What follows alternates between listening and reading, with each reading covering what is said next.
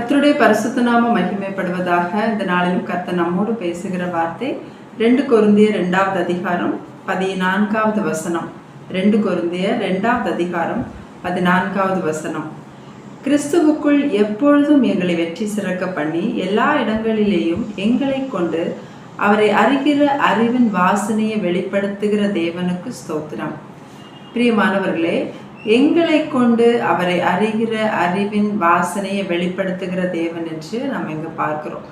நம்மை கொண்டு அவரை அறிகிற அறிவை வெளிப்படுத்தி அதன் மூலமாக எல்லா இடங்களிலேயும் எப்பொழுதும் நம்மை வெற்றி சிறக்க செய்கிறார் நம் தேவன்.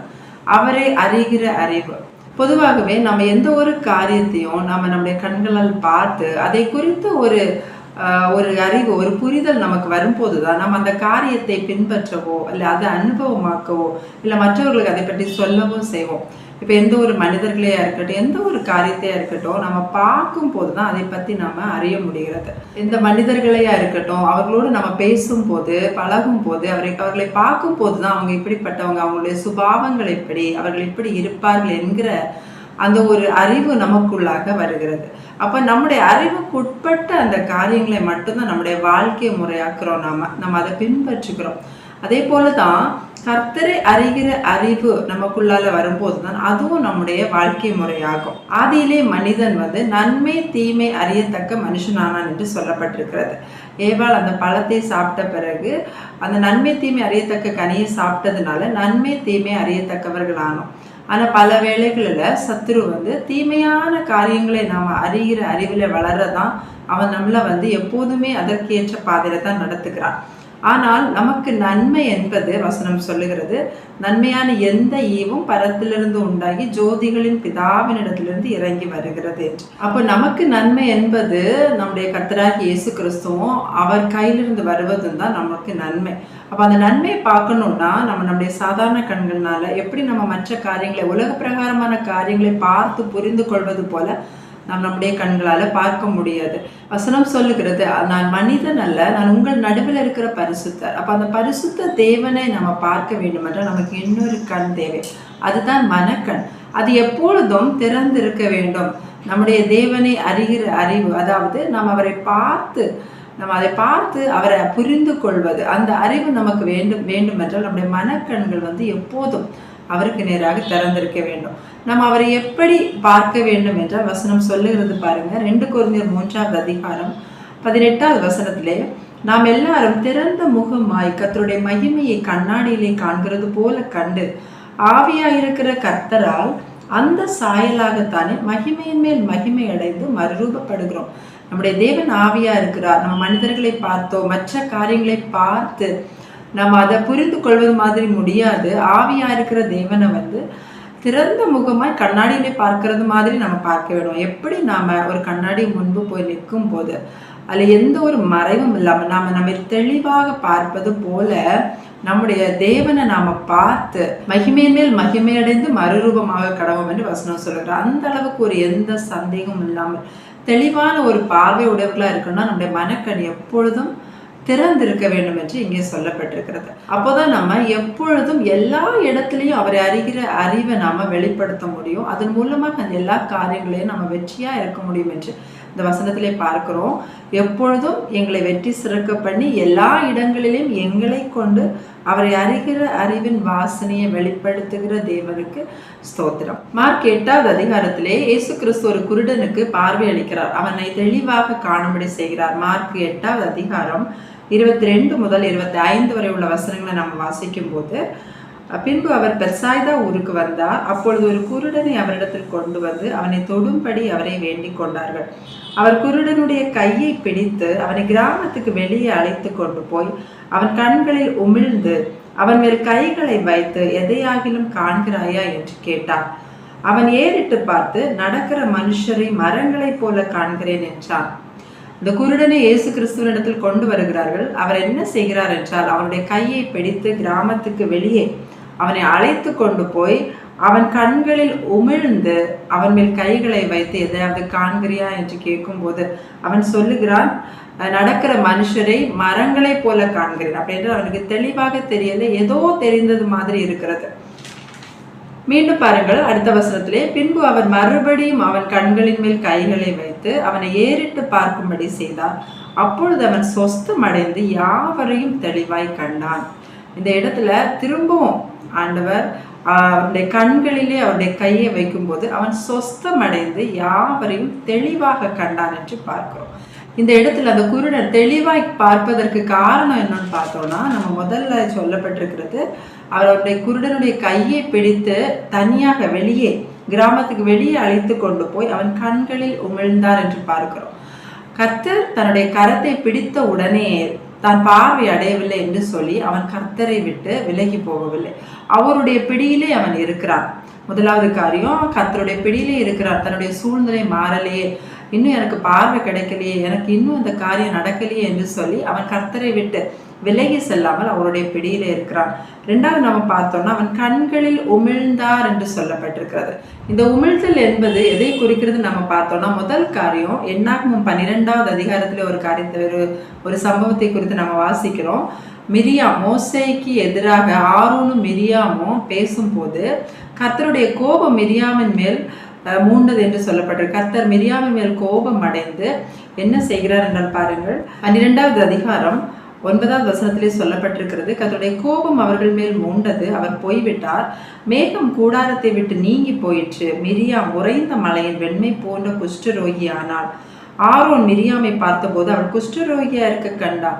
கர்த்தருடைய கோபம் மிரியாமின் மேல் வந்த உடனே அவள் முழுவதும் குஷ்டரோகியாக மாறுகிறாள். மிரியாம் இப்படி குஷ்டரோகியா மாறின உடனே மோசே கர்த்தரை நோக்கி விண்ணப்பம் பண்ணி கெஞ்சுகிறான், ஆண்டவரே இவளை குணமாக்கும். 13வது வசனத்திலே சொல்லப்பட்டிருக்கிறது, அப்பொழுது மோசே கர்த்தரை நோக்கி, என் தேவனே அவளை குணமாக்கும் என்று கெஞ்சினான்.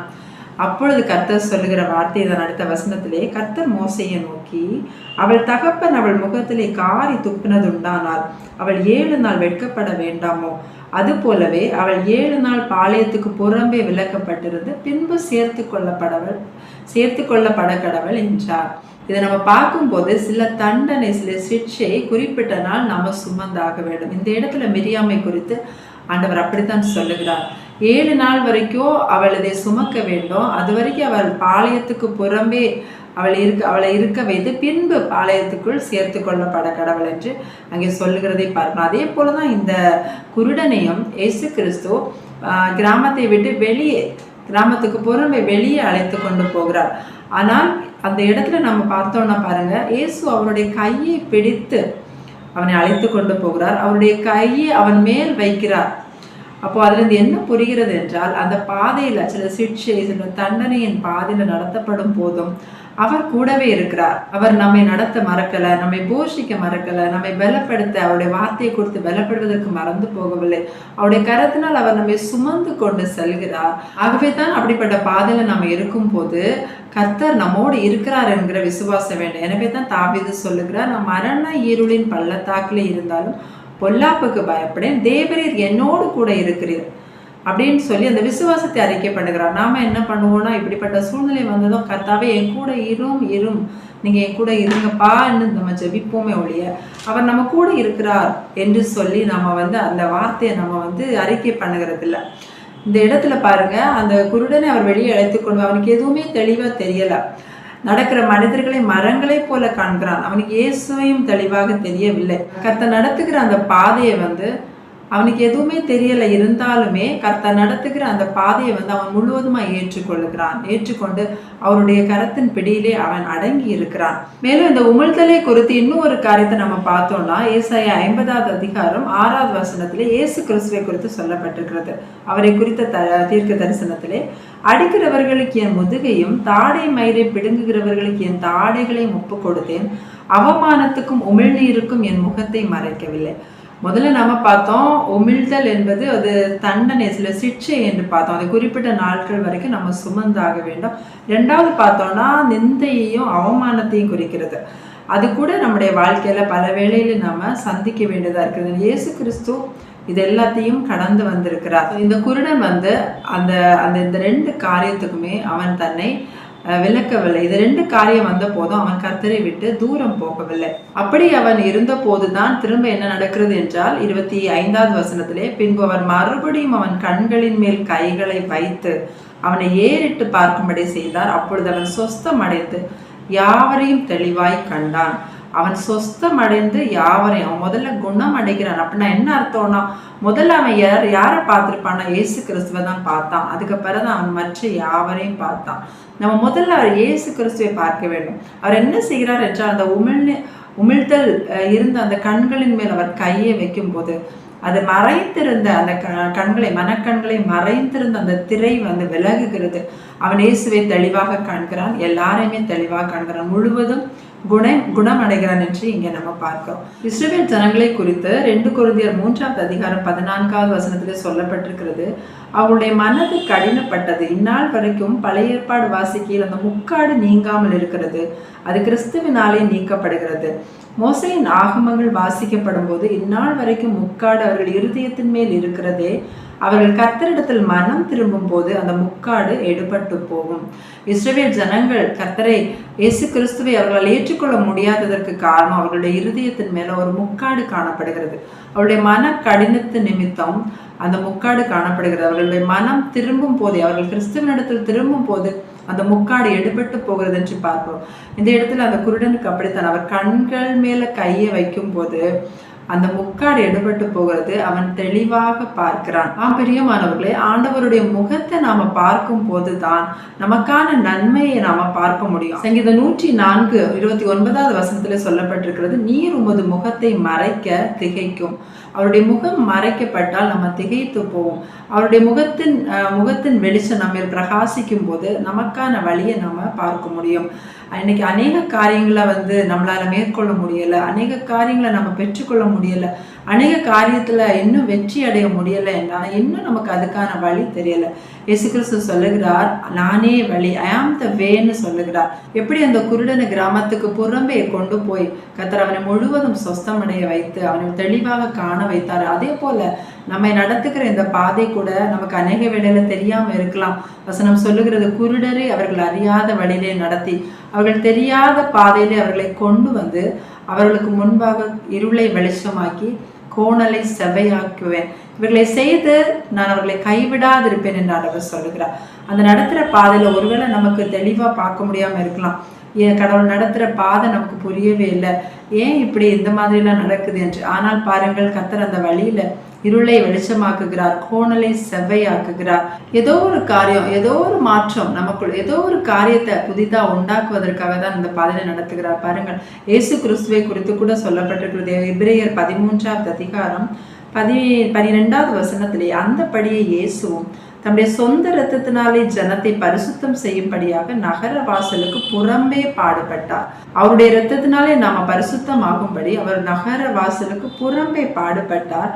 ஆகையால் நாம் அவருடைய நிந்தையை சுமந்து பாளையத்துக்கு புறம்பே அவரிடத்திற்கு புறப்பட்டு போக கடவோம். ஆகவே நாமும் அவருடைய பாடுகளுக்கு பங்குள்ளவர்கள் ஆகும்படி பாளையத்துக்கு புறம்பே அவரிடத்திற்கு புறப்பட்டு போக கடவோம், அவரிடத்திற்கு புறப்பட்டு போக கடவோம். அப்படி நாம அந்த பாடுகள் மத்தியில நாம தனியா இல்லை, அவரோடு இருக்கிறோம். அதன் விளைவாக அநேக காரியங்கள் நம்மிடத்திலிருந்து புறம்பே தள்ளப்படுகிறது, பயம் புறம்பே தள்ளப்படுகிறது, திகில் புறம்பே தள்ளப்படுகிறது, ஒடுக்கப்படுகிற அனுபவம் நம்ம விட்டு விலகிறது, அநேக காரியங்கள் எல்லாமே புறம்பே சுட்டரிக்கப்படுகிறது. நம்ம நீதியிலே ஸ்திரப்பட்டவர்களாய், கிறிஸ்துவுக்குள் ஸ்திரப்பட்டவர்களாய், எல்லா இடத்திலும் வெற்றி உள்ளவர்களாய் வாழ நமக்கு இந்த பாதை நம்மை அதுல ஸ்திரப்படுத்துறவர்களாக நம்மை மாற்றுகிறது. மீகா 7:9 சொல்லுகிறது, நான் கர்த்தருக்கு விரோதமாக பாவம் செய்தேன், அவர் எனக்காக வழக்காடி என் நியாயத்தை விசாரிக்கும் மட்டும் அவருடைய கோபத்தை சுமப்பேன், அவர் என்னை வெளிச்சத்திலே கொண்டு வருவார், அவருடைய நீதியை பார்ப்பேன். அவர் எனக்காக வழக்காடி என் நியாயத்தை விசாரிக்கும் மட்டும் நான் அவருடைய கோபத்தை சுமப்பேன், அவர் என்னை வெளிச்சத்திலே கொண்டு வருவார், அவருடைய நீதியை நான் பார்ப்பேன். நம்முடைய நீதி இயேசு கிறிஸ்து தான். நம்முடைய நியாயம், நீதி எல்லாமே அவர் தான். ஒரு குறிப்பிட்ட காலம் வரைக்கும் தான் இந்த பாடு, வேதனை, நிந்தனை எல்லாமே. அதுக்கு பிறகு நாம வெளிச்சத்தை காண்கிறவர்களாக, செவையான பாதையில நடக்கிறவர்களாக நம்முடைய கால்களை கத்த கிறிஸ்துவுக்குள் நம்மை ஸ்திரப்படுத்துவார். ஆனா எல்லா பாடுகளின் மத்தியிலுமே இயேசு நம்மோடு கூட இருக்கிறார். நமக்கு நன்மையா தோன்றுற காரியங்களுக்காக நம்ம எவ்வளவு பிரயாசப்படுறோம், நம்முடைய பார்வைக்கு, நம்முடைய புத்திக்கு. ஆனா உண்மையிலே அந்த நன்மையை காண்பதற்காக பிரயாசப்படுவோம். அந்த நன்மையாக இயேசு கிறிஸ்துவை காண கத்த நடத்துகிற பாதையில அவருடைய கையில் அடங்கி இருக்கிறவர்களாக, எல்லா காரியத்திலையும் சகித்து இன்னும் அவரை சார்ந்து கொண்டிருக்கிறவர்களாக இருக்கும்போது நம்முடைய இருதயம் கடினப்படாமல் மீண்டும் கடினப்படாமல் அவருக்கு நேராக திரும்புகிறதுலே அதில் நம்ம கான்சன்ட்ரேட் பண்ணோம்னா நம்முடைய இருதயத்தின் மேல் மூடி இருக்கிற அந்த முக்காடு எடுபட்டு போகும். நம்ம கர்த்தரை தெளிவாய் காண்பதோடு நம்முடைய நன்மையும் காண்போம். கர்த்தர் தாமே இந்த வார்த்தையின் மூலமாக நம்ம ஒவ்வொருவரையும் ஆசீர்வதிப்பாராக. ஆமென். ஜெபிக்கலாம். எங்களை அதிகமாக நேசிக்கிற எங்கள் பரலோக தகப்பனே ஏசப்பா, இந்த நல்ல நேரத்திற்காக உண்மை நன்றியோடு துதிக்கிறோம் ராஜா. உண்மை ஸ்தோத்தரிக்கிறோம் அப்பா, உண்மை துதிக்கிறோம் தகப்பனே. இந்த வார்த்தைக்காக உமக்கு நன்றி தகப்பனே. அப்பா, எங்களை கொண்டு எல்லா இடங்களிலும் உண்மை அறிகிற அறிவின் வாசனையை வெளிப்படுத்துகிற தேவனே உமக்கு ஸ்தோத்திரம் அப்பா. உண்மை கண்டு உண்மை அறிந்து கொள்ள எங்களுக்கு அனுகிரகம் செய்வீராக தகப்பனே. எல்லா இடங்களிலும் எங்களை வெற்றி சிறக்க பண்ணுகிற தேவன் அப்பா. எந்த சூழ்நிலையிலும் நாங்கள் பயப்படுகிறவர்களாக ஒடுக்கப்பட்டு போகிறவர்களாக இல்லாமல் எல்லா பயத்துக்கும் திகிலுக்கும் நீங்களாகி அப்பா உம்முடைய நீதியிலே ஸ்திரப்பட்டவர்களாய் தகப்பனே, உம்முடைய உண்மையிலே ஸ்திரப்பட்டவர்களாய் அப்பா உம்முடைய பிள்ளைகளாய் நாங்கள் நிலைநிறுத்தப்பட நீங்க நடத்துற பாதைக்காக ஸ்தோத்திரம் ஆண்டவரே. நாங்கள் இன்னைக்கு நடக்கிற பாதை அறியாத பாதையாய் தெரியாத வழியாய் இருக்கலாம், ஆனாலும் நீர் எங்களுடைய கரத்தை பிடித்திருக்கீங்க அப்பா. எங்களுக்கு முன்பாக இருளை வெளிச்சமாக்கி கோணலானவைகளை செவ்வையாக்கி தகப்பனே அப்பா, நாங்கள் பார்க்க வேண்டிய காரியங்களை எங்களை பார்க்க வைக்க போகிற கிருபைக்காக உமக்கு நன்றி ராஜா. ஒவ்வொருவரையும் உங்க சமூகத்திலே அர்ப்பணிக்கிறோம் தகப்பனே. அப்பா, குறைவுகள் குற்றங்கள் எல்லாவற்றையும் மன்னியும். எல்லா சூழ்நிலைகளிலும் இருக்கக்கூடிய தாங்கக்கூடிய கிருபை எங்களுக்கு தாங்கப்பா. உங்க பரிசுத்த நாமத்தை மகிமைப்படுத்துங்க. மீட்பர் இயேசுவின் நாமத்திலே ஜெபிக்கிறோம் ஜீவனுள்ள பிதாவே. ஆமென்.